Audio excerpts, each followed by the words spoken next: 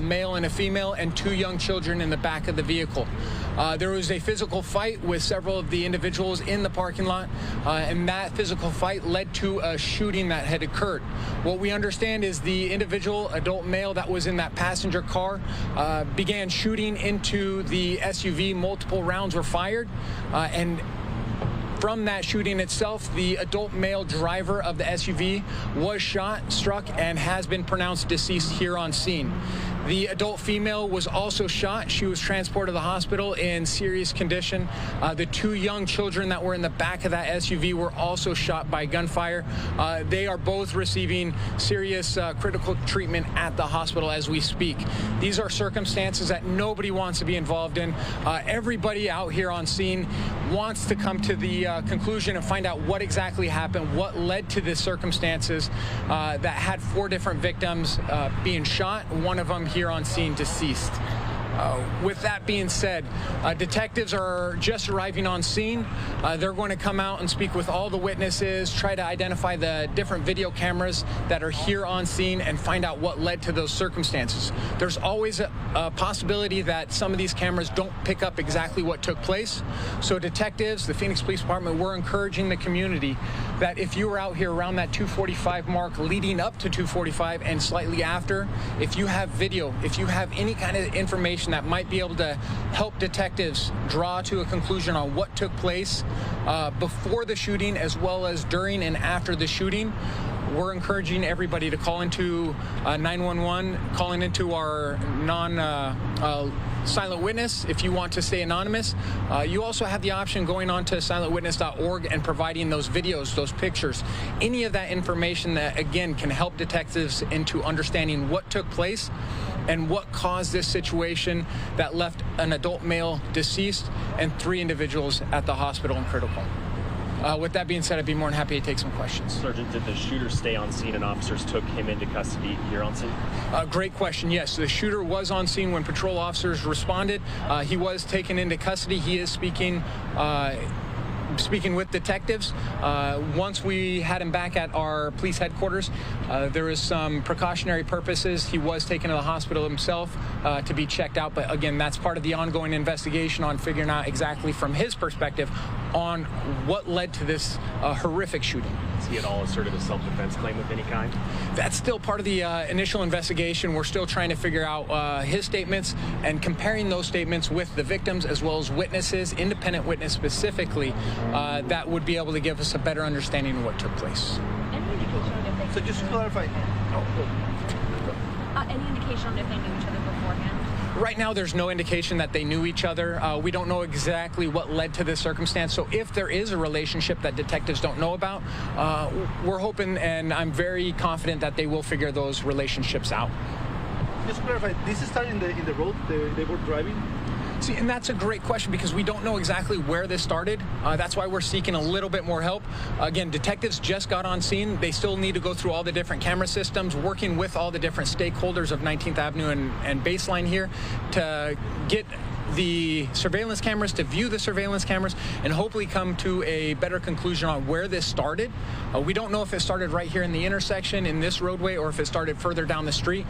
So we're relying on those surveillance cameras. Again, a lot of those cameras in this area might not pick up the entire stretch of the roadway or the scene itself, so we're heavily relying on citizens out there that may have more information, videos, pictures, or their statements on where this might have occurred.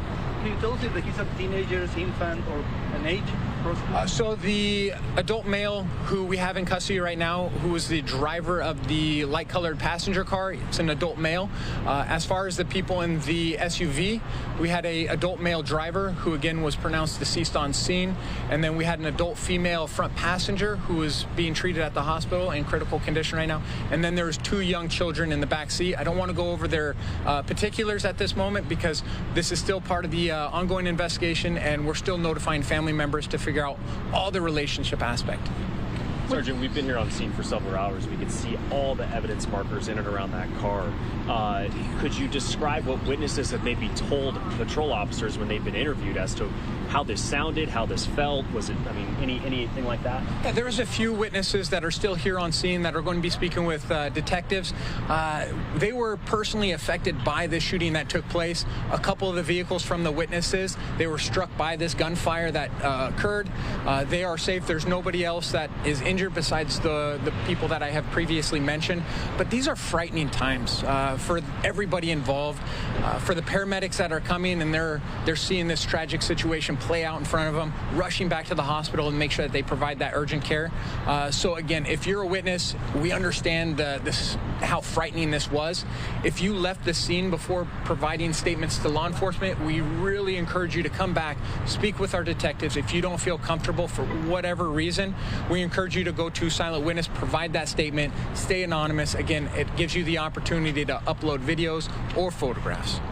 Do you have any idea on how many shots were fired and basically how long this lasted? Like, was this over a period of a couple of minutes? Was this very fast? Because for those other people who have been injured out, or not injured, but struck with their cars, I have to imagine they weren't expecting that to happen. Well, from what I understand and from what witnesses were able to provide at this time, this happened very quickly. This wasn't something that was long and drawn out. This happened very quickly. Everything from the physical confrontation to the shooting to where officers were able to respond on scene. The witnesses were just in the area when this was taking place. That's when they found that their vehicles were shot. Again, no witnesses, nobody else in the community was injured during this. But we're always encouraging people to come forward with any information that you may have. As far as the amount of shots that were being fired out, that's definitely part of the investigation itself. As you can see behind me, there's yellow placards on the ground. So there's several shell casings, several bullet strikes that had happened.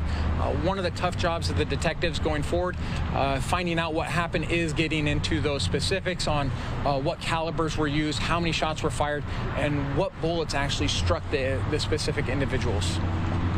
Were there any other children in the car that weren't injured? So what we have right now is just the two children in the back seat. Both of them were struck by gunfire. So this isn't being classified as road rage or anything like that at the moment? Not at the moment. This is still initial part of the investigation. Detectives are going to speak with everybody involved to find out if this was in fact a road rage situation or if this was a target. We just don't know. I don't want to speculate on exactly what took place at this time. Last questions?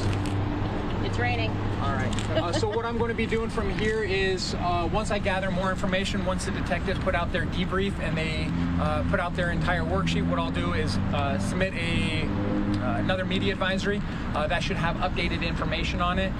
If it doesn't come out tonight, then it'll probably come out tomorrow. If there's anything specific that needs to come out, if detectives find information that they're seeking more community support, I'll put out on our X page and let you know that I'll be willing to come back out, answer more questions, and provide further information. So thank you very much. Thank you.